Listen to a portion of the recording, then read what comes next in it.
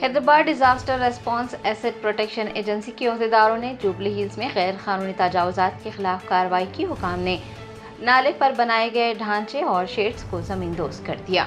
हैदराबाद में हाइड्रा की कार्रवाइयां जारी हैं। गैर कानूनी ढांचों को मुनद्दम करते हुए अराजियात का तहफ़्फ़ुज़ किया जा रहा है। चहरशंबा और जुमेरात को मेडीपली हुदूद में गैर कानूनी तामीरात के खिलाफ कार्रवाई करने के बाद जुमा को हाइड्रा के अहदेदारों ने जुबली हिल्स में पेद्दम्मा मंदिर के करीब गैर कानूनी तजावुजात के खिलाफ कार्रवाई की।